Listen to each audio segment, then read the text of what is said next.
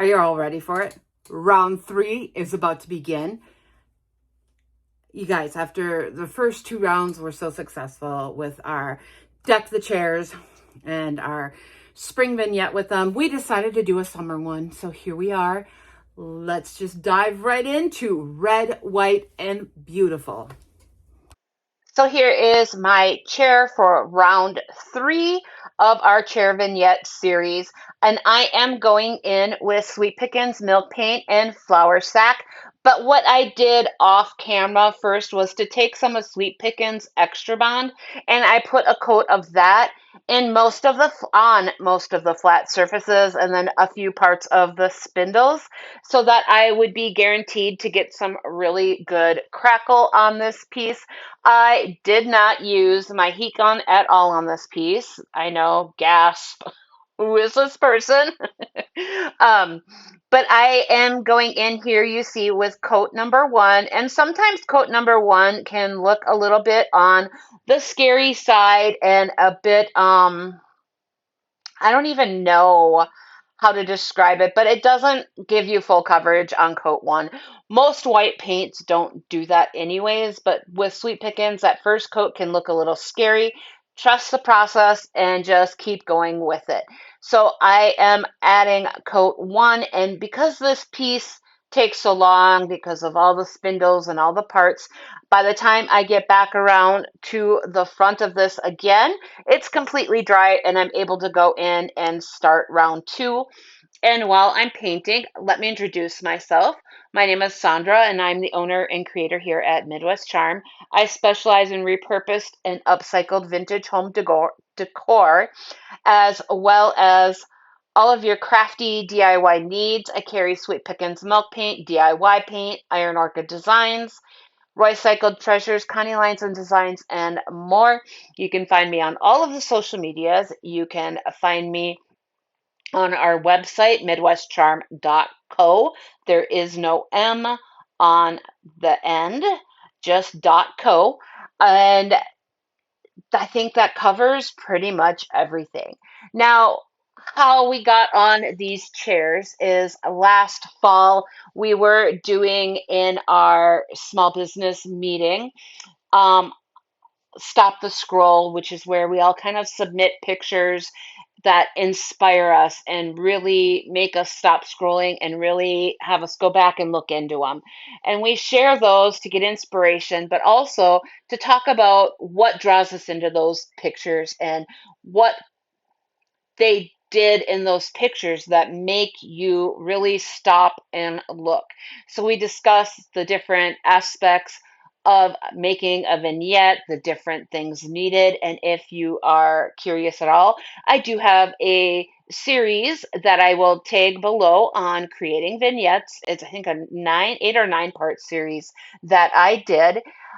Here you can see now on our chair. I am adding that second coat and I'm just giving my paint a little bit of an extra stir here, but I'm doing the second coat and you can already see how much better coverage I got.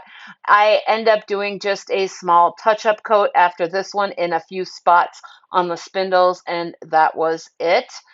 So from that class and learning about vignettes, one of the pictures that was shared was from a magazine, and in our first video, I think most of us talked about that, and we asked for permission to use that as our inspiration, and we all created a vignette, not based off of that, but as our inspiration. So we did a chair, and we created a vignette around that chair for Christmas called Deck the Chairs. If you search Deck the Chairs in YouTube, you will come up with a full list of them. It was wonderful. Once you find one, you will find the rest of them in there as well. And for this one, we did one in the spring, and this one is red, white, and beautiful. And this was just perfect for the front porch. And I really wanted a really worn, chippy piece. So not only did I use that extra bond and the paint over it, the Connie method. But I also took my palm sander and really distressed this pretty well. And when I was done with that, I took my finger sander, got into all the spots I couldn't reach before. I made sure all the chunks that you sometimes get with milk paint were all removed and smooth. And then I sealed this in with a clear oil wax from Sweet Pickens. I love the Sweet Pickens top coats, their oil waxes as a top coat. You guys, it gives such a beautiful, silky, smooth finish. And it's hard and tough and durable, and it's amazing. You literally wipe this on with a chip brush. You let it sit and soak in to your paint for a good 15-20 minutes, and then wipe off all the excess with like those blue shop towels are what I use. They're lint free and they do a really good job at absorbing all of that excess oil. And you just keep wiping that down until all of that excess oil comes out. Let it sit for a good 24 hours before you style that chair up, and you are good to go. That is my favorite sealer for Sweet Pickens by far and away. And here you can see that beautiful, beautiful coverage we're getting with coat number 2. And I am loving this so stinking much, y'all. There's nothing better than a classic chippy white farm chair. This chair was just, it wasn't ornate. There was nothing ornate about it. There was no curves. It was just a straight farmhousey like chair, and it just fit how I have been feeling at the moment. And I made this into a beautiful, cozy chair using items that I already had in my stash. And you'll see here in a few moments that my cat Larry, who is also my quality control manager, had to check out this piece and make sure it was suitable for you all to see and for purchase. So then I'm going to show you a couple shots here of it sanded and of the amazing chippiness that we ended up getting on it, and a small clip of me styling it. So hang out to the very end.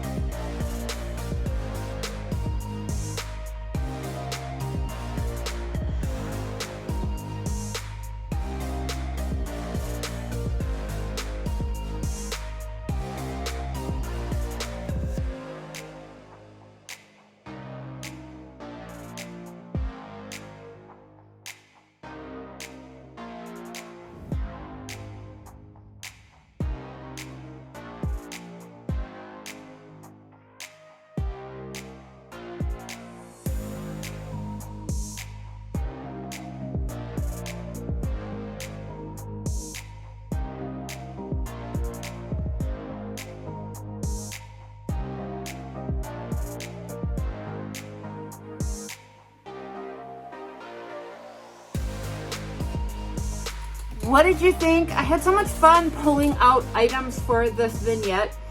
I didn't really think I was going to have a lot that I could put into it, but it was so versatile and so easy to do. I was so excited. I really love the items that I chose to use. If you haven't seen it yet, I've done several of those campfire tin dupes on video before. I will try to remember to tag that below because that's a fun one to watch. I did do another one, but it sold before I got to use it. So that one has been shipped off to its new home. And I hope they enjoy it as much as I enjoy making them. But you guys, thanks for watching. Make sure you follow the playlist all the way through. This is such a fun way to share your creativity. And I just felt like I really didn't want to overdo it this time. And I really wanted the chair and the items on and around my chair to just really be the focus. So let me know what you think below. And let's jump to the next video. And we'll see you guys all next time. Bye.